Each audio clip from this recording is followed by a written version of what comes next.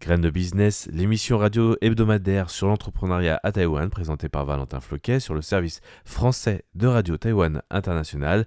Retrouvez toutes les informations de l'émission sur la page Facebook dédiée du même nom, Graines de business, mais aussi sur le compte Twitter personnel ValFR84, dans lequel je partage également des informations plus généralistes sur Taïwan et l'Asie.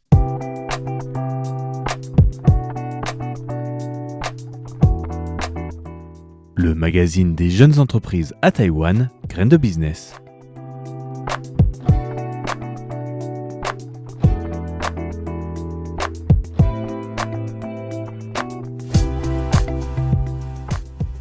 Bienvenue pour ce nouvel épisode de Graines de business. Merci à tous ceux qui nous écoutent régulièrement sur Radio Taïwan International de suivre cet épisode.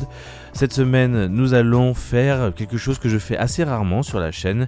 Je vais faire une petite revue de presse. Il y a 2-3 informations assez importantes et intéressantes dont j'aimerais parler lors de cette émission.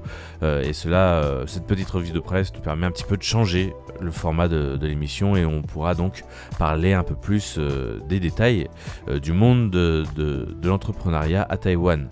Alors nous avons plus ou moins trois news différentes, 2 taïwanaises et une à l'étranger sur l'entrepreneuriat. La première, elle concerne Asus qui va collaborer sur de l'intelligence artificielle avec avec l'entreprise TWSC. On expliquera plus tard qui est quoi et ce que chacun fait dans cette idée de partenariat. Nous allons ensuite parler un petit peu des femmes avec l'association des femmes entrepreneurs d'élite qui a été officiellement établie le 21 février dernier. Et enfin nous terminerons cette revue d'actualité par quelque chose qui se passe en Suisse et en France, puisqu'il s'agit de Bao Cantine, dont le propriétaire et fondateur est David Davanroy, que nous avions accueilli il y a quelques années maintenant, de cela au début de l'émission, pour parler de Bao Cantine sur Radio Taïwan International.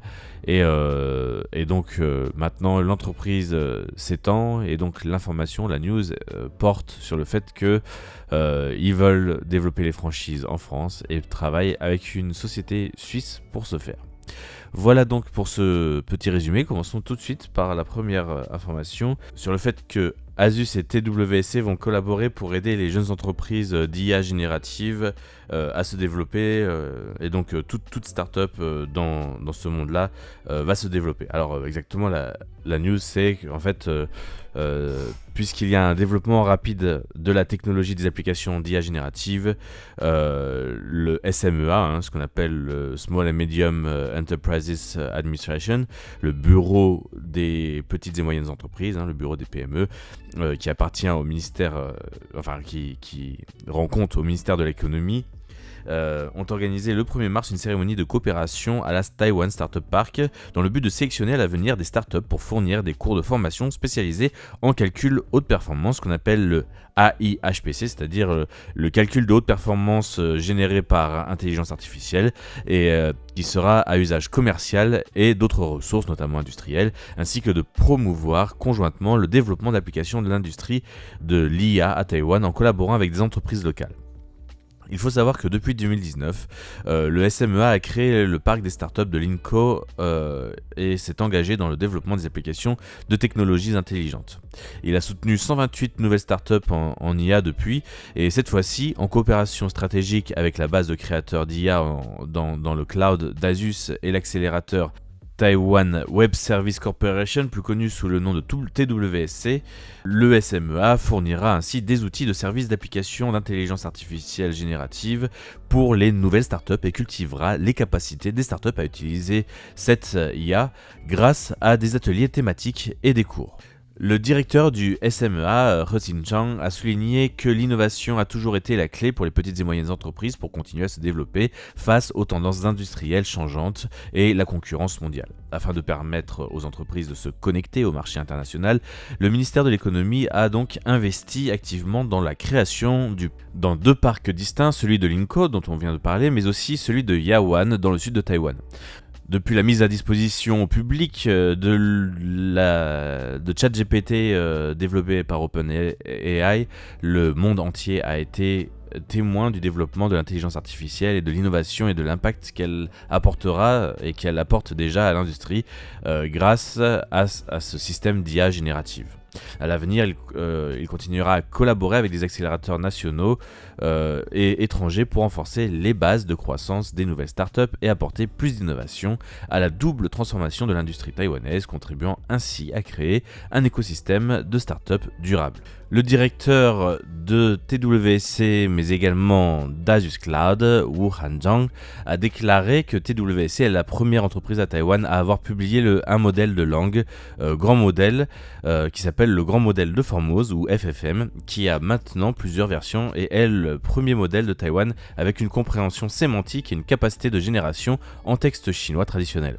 En plus de fournir des solutions de modèles de langue fiables et abordables, il coopère également activement avec des entreprises locales et des startups à Kaohsiung pour accélérer la mise en œuvre de services d'intelligence artificielle générative pour les entreprises.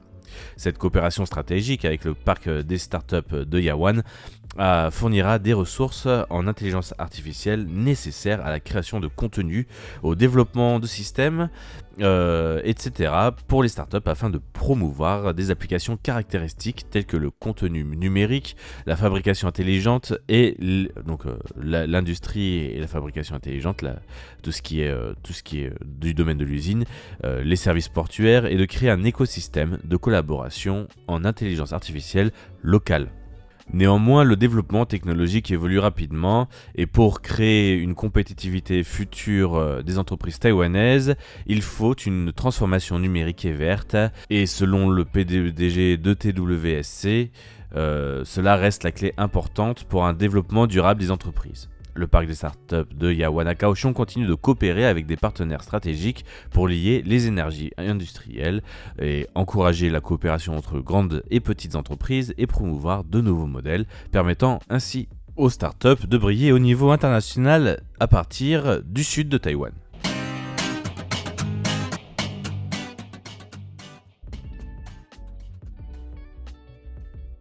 Notre deuxième article et deuxième information concerne l'association des femmes entrepreneurs d'élite qui a officiellement été établie le 21 février dernier.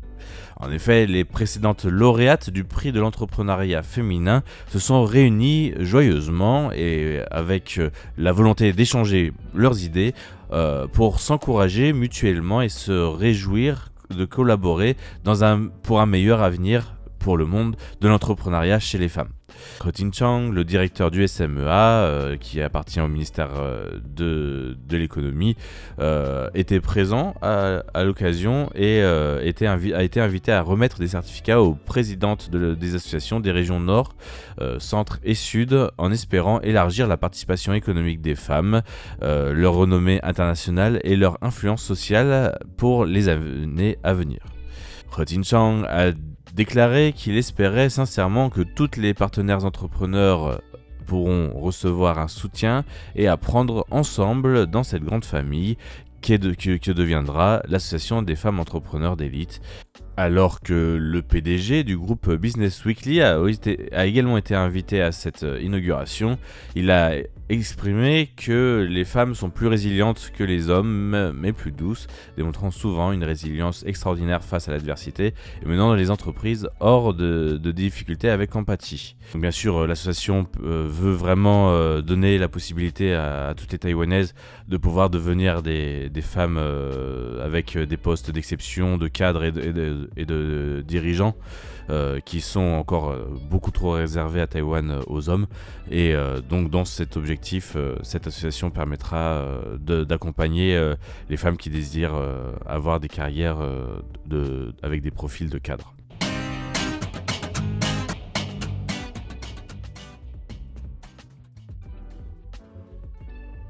L'AWE fête ses 5 ans et lance pour la 5e année consécutive son programme. L'AWE est cette organisation sur l'initiative de l'Institut américain de Taipei, ou AIT, qui vise à aider les femmes entrepreneurs à se former en termes d'enseignement.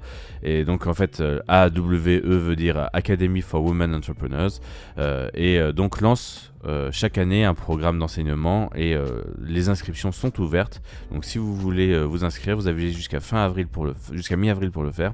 Donc si vous écoutez cette émission, nous vous invitons à vous inscrire.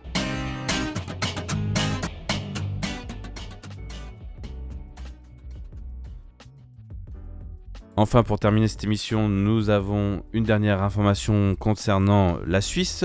Baocantine, je ne sais pas si cela vous rappelle quelque chose, c'est une société qui a été développée par David Davinroy et dont nous avions fait une interview pendant la période de Covid, quasiment au début de l'émission, dans les années 2020 si je me souviens bien, pour nous parler en fait de son concept de guava revisité au goût un peu étranger, avec un concept assez simple. L'entreprise continue donc à se développer et dans cet objectif, il vise la France, le marché français, et avec comme objectif d'ici 5 ans d'ouvrir plus de 50 boutiques sur tout le territoire. Pour ce faire, Baocantine a décidé de s'associer avec la société Progressium Franchise, un spécialiste du développement de franchises en France, et donc s'est donné l'objectif déjà pour l'année d'avoir au moins 3 voire 5 commerces d'ouverts en France d'ici la fin de l'année. Alors pour rappel, Baocantine, ce sont des cantines taïwanaises dans lesquelles les gens peuvent venir manger, boire et chanter toute la journée, non-stop, 7 jours par semaine, toute l'année. Cette année, l'objectif est donc de 2 à 3 points de vente en France et l'objectif à 5 ans est d'ouvrir environ une cinquantaine de cantines. L'idée de travailler avec Progressium est que Progressium a des compétences complémentaires que Baocantine n'avait pas et pour Baocantine, leur spécialité c'est la restauration et la fabrication de franchises et donc pas forcément au développement de tout un réseau notamment en France, et c'est pour ça qu'ils ont fait appel à Progressium. C'est la fin de cette revue de l'actualité de l'entrepreneuriat à Taïwan pour Grain de Business. Merci à tous d'avoir suivi cette émission. Je vous laisse avec le reste de l'équipe de Radio Taïwan International. Excellente journée à tous, c'était Valentin Floquet.